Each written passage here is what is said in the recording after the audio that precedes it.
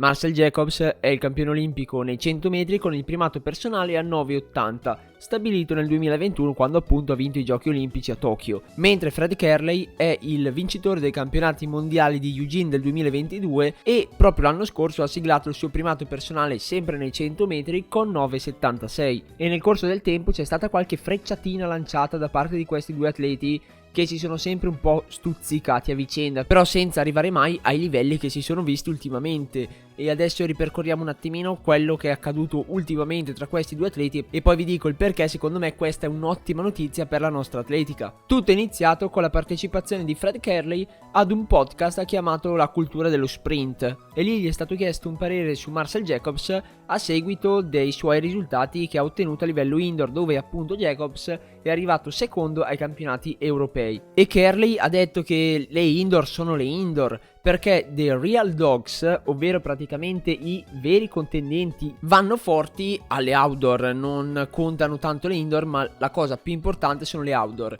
E la domanda successiva è stata ovviamente: secondo te Jacobs è un real dog? Cioè è uno di questi veri contendenti, veri concorrenti per i 100 metri? E Kerley ha risposto: sarò sincero e ti dico che secondo me non lo è, non è un real dog, non è uno dei veri concorrenti, uno dei veri contendenti nei 100 metri, non è un vero atleta da temere così tanto. Marcel Jacobs a quel punto si è sentito un attimino chiamato in causa e ha scritto su Instagram che i leoni non si girano quando un piccolo cane si mette ad abbaiare, e poi ha voluto ricordare che quando le cose veramente contano, cioè intendeva ovviamente ai Giochi Olimpici di Tokyo del 2021, è finita così, pubblicando la foto di lui che arriva al traguardo davanti appunto a Fred Kerley. E da lì si è semplicemente scatenato il finimondo a livello di social, perché tutti hanno voluto dire la loro su questa cosa. Kerley non ha minimamente mancato l'occasione per rispondere a Jacobs in toni non molto amichevoli, infatti gli ha detto che praticamente stava starnazzando cose, implicando sostanzialmente che quando le cose contano, cioè quando c'è da gareggiare contro i migliori al mondo, Jacobs sparisce e scappa, intendendo ovviamente il suo ritiro ai campionati mondiali del 2022 a seguito di un infortunio,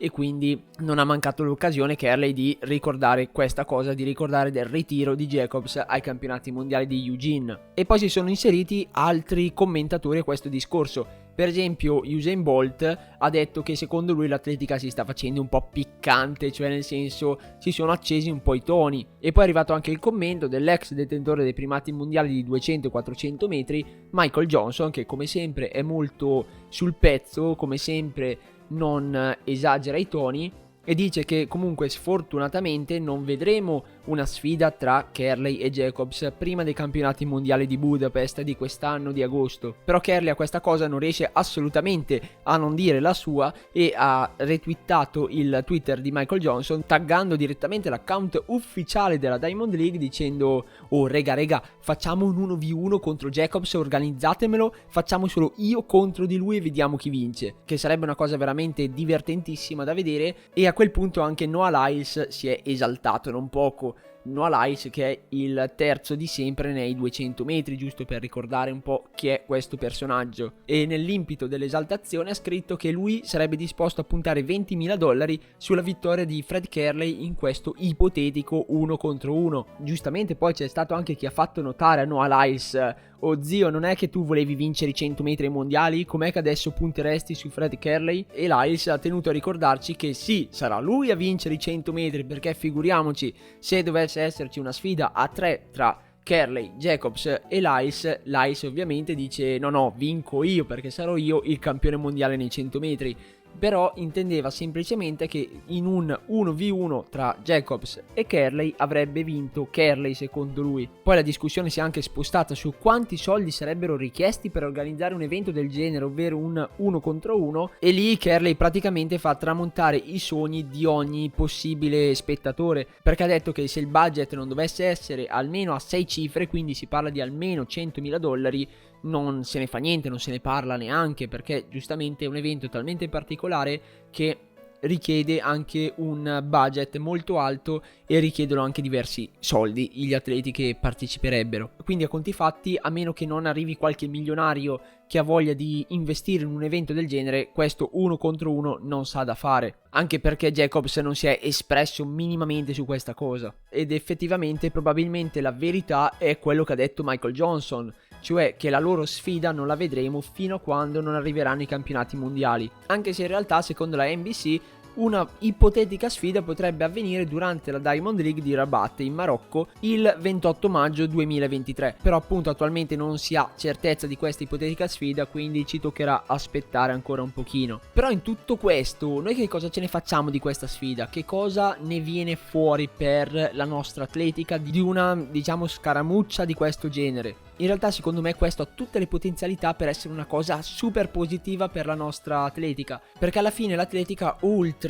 ad essere fatta di numeri e prestazioni, può essere fatta anche di atleti di narrazione, può essere fatta di racconti di atleti che si sfidano, che provano a migliorare loro stessi e che provano a battere anche degli avversari, cosa che normalmente viene abbastanza trascurata nella narrazione generale dell'atletica, che però è una cosa che si vede a tutti i livelli. Chiunque, da chi partecipa ai campionati provinciali a chi partecipa ai campionati mondiali, ha da sempre i suoi rivali di riferimento, ha da sempre qualche atleta che dice no, lui lo voglio battere assolutamente, sia perché magari è un atleta di riferimento che ha valori simili ai tuoi e quindi vuoi batterlo per dimostrare di essere superiore ai tuoi vecchi standard, sia perché magari c'è qualche piccola rivalità agonistica. E qui nascono alcune variabili che faranno decidere se questa rivalità tra Marcel Jacobs e Fred Kerley sarà una delle più belle di sempre oppure sarà semplicemente una cosa temporanea e che a conti fatti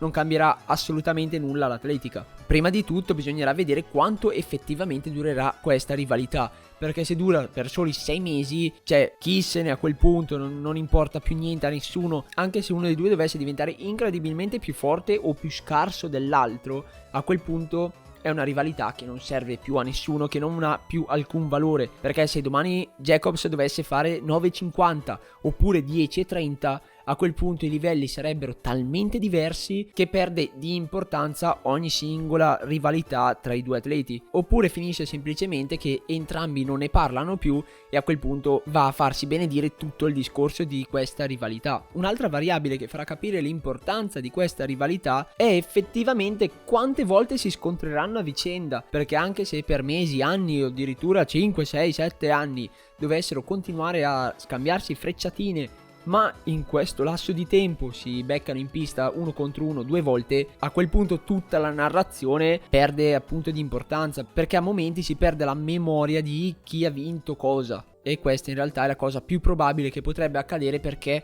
non si sa quanto si sfideranno nel corso degli anni questi due atleti. C'è il grosso rischio che si troveranno faccia a faccia soltanto nei grandi eventi internazionali, facendo così perdere un po' di lustro, diciamo, a questa rivalità, perché si scontrerebbero 2, massimo 3 volte l'anno. Terzo punto su cui deve puntare questa rivalità è essere sempre in ambito sportivo, non deve mai sfociare nell'ambito personale, perché fino adesso entrambi gli atleti si sono sempre presi, diciamo, a parole, ma soltanto per quanto riguarda l'agonismo. Da una parte ce n'è uno che dice che ti ho battuto quando abbiamo fatto i 100 metri insieme, dall'altro invece c'è chi dice devi ancora dimostrare di essere ancora così forte, dimostramelo in pista, facciamo una sfida 1 contro 1. Non si sono insultati a livello personale, non è che Kerley gli ha detto a Jacobs oh brutto pelato, quindi finché si prendono tra virgolette ammazzate solo in ambito sportivo va benissimo, ed è una cosa anzi molto positiva e che non dovrà mai sfociare nell'ambito personale. Infine, il quarto e ultimo punto da tenere in considerazione per questa rivalità è quanto verrà narrata dai canali di informazione, perché questo farebbe sì di tenere viva l'attenzione su questa rivalità, la farebbe conoscere a più persone ed inoltre la, tra virgolette, circoscrive appunto al solo ambito sportivo. E su questo la World Athletics fino adesso è stata veramente molto brava a lavorarci sopra su questa rivalità, perché per esempio ha già fatto un post Instagram in cui ricorda le due cose che si sono detti gli atleti, quindi non sta per niente venendo ignorata questa rivalità in ambito di narrazione da parte della Federazione Internazionale di Atletica, e quindi dobbiamo soltanto sperare che questa rivalità continui nel migliore dei modi possibili, in maniera tale che si crei questa narrazione intorno alle loro sfide che potrebbe anche invogliare la gente a conoscere di più l'atletica, potrebbe invogliare ad informarsi, perché se si comincia a parlare spesso di questa enorme rivalità tra i migliori sprinter al mondo, c'è anche una storia da raccontare oltre alle singole prestazioni che per chi fa atletica sono sempre la parte più importante, sono sempre la parte più interessante. Vedere che Jacobs fa 9,75 oppure 10,10, che dall'altra parte però da chi non pratica normalmente atletica, chi non la segue costantemente, hanno poco valore. Cioè, per uno che non pratica atletica gli interessa che Jacobs vinca e non che riesca a migliorare di 2 centesimi il primato europeo, anche perché non ha la più pallida idea di cosa voglia dire correre in 9,80. Per lui semplicemente è un po' più alto del record mondiale di Bolt e quindi ha poco interesse a sapere la singola prestazione, mentre l'appassionato casual di atletica potrebbe essere più invogliato a seguirla se c'è questa sfida tra Kerley e Jacobs, se deve vedere chi vince tra i due. Poi fa niente se entrambi fanno 10,30, però è importante chi vince perché c'è la rivalità tra i due e quindi questa rivalità può veramente aiutare la nostra atletica a essere più conosciuta, ad essere poi approfondita anche da chi normalmente se la fila poco. E quindi è tutto, non ci resta che aspettare di vedere cosa succederà in futuro con questa rivalità, sperando appunto che vada nella miglior direzione possibile. E ora non mi resta che augurarvi buon divertimento agli allenamenti e buona fortuna alle gare, e vi ricordo di lasciare un mi piace al video giusto un po' per supportare il canale e di iscrivervi nel caso non l'aveste ancora fatto. E ciao ciao!